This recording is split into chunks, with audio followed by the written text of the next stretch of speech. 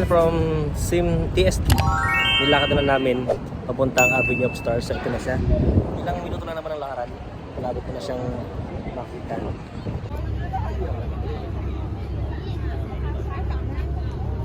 Ano,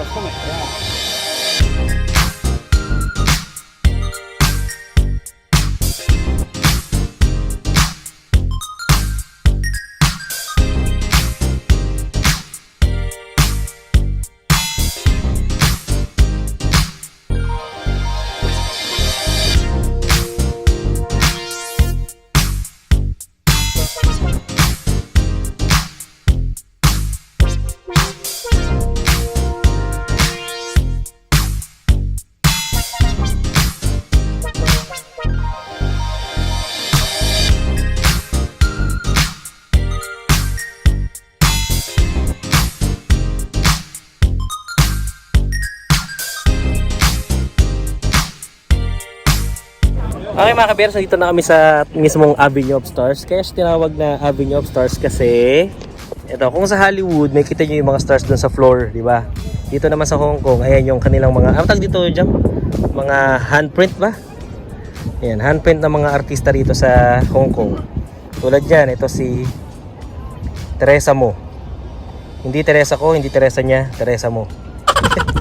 Shot to fame with her distinctive humor and I don't know, yan. Ito yung kanyang yan. Yan ang kanyang sukat ng kanyang kamay. So hindi lang yan, marami pa yan.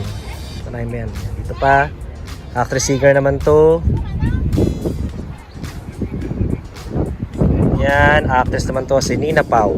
Yan, kaya siya Avenue of Stars.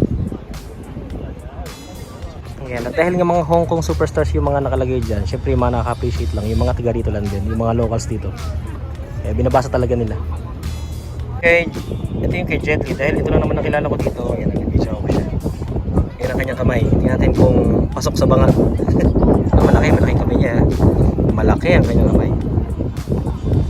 Frequent champion of national martial arts competition in mainland China.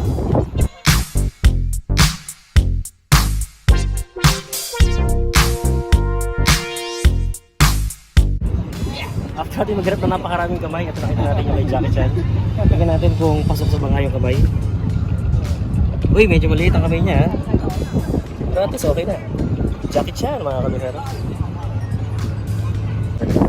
Next, ang isa sa mga pinakasikat na artista, hindi lang sa Hong Kong, kundi sa buong mundo, si Bruce Lee. Wala siyang kamay. Bakit kaya? Siguro nakamatayan na niya. Oh, malamang nakamatayan na niya kaya wala siyang kamay. Nakamatayan na niya kasi bago gawin to ng Hong Kong na magkaroon ng Avenue of Stars. Kaya walang kamay. Ano naman kunin ng bangkay, tapos sukatin yung kamay. No.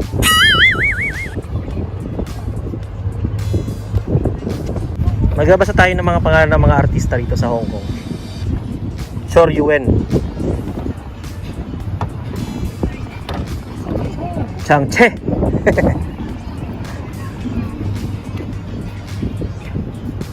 Patricia Lamfung, Roy Chiao, Loke Wan Tho,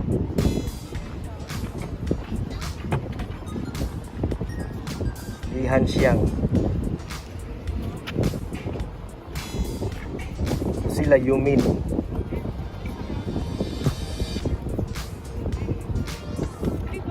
Ufung,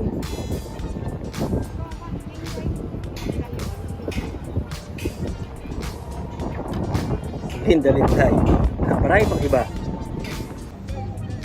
Litit, Mr. Litit, hindi malakitit. Litit. Mr. Sekin, hindi sa'yo, hindi sa kanya. Second siya.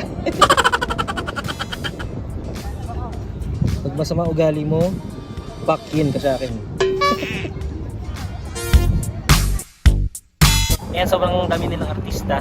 Nakakapagod magbasa, kaya kung gusto nyo nang makilala yung mga artista dito sa Avenue of Stars, kaya na pumunta rito. Basahin nyo sila isa-isa.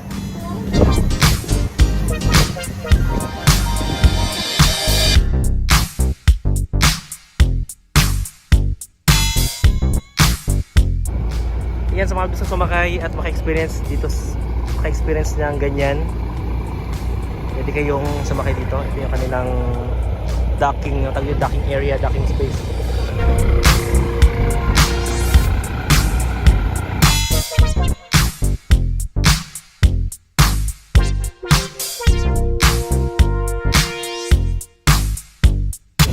Ayan si Bruce Lee, ang sumisimbolo ng entertainment industry dito sa Hong Kong.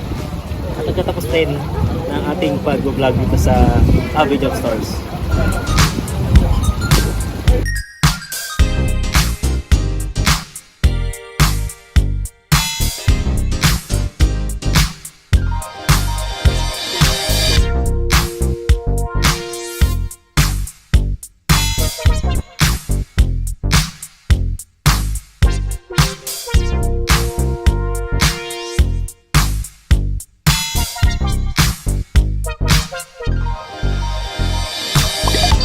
And hello mga kabiros, ewan ko lang kung narinig niyo ako kasi andito na kami ngayon sa Admiralty Station. Bumaba kami dito kasi dito daw ang sakayan ng bus papuntang Victoria Peak. Hindi na kami sasakay ng tram kasi alam mo naman kami ay vegetarian. So kung saan kayo mas makakamura yun yung sasakay namin. So kung pupunta kayo ng The Peak ng by bus, kukunin yung number, sasakay yung number is number 15. Yan, dire-diretso na yun sa The Peak mismo.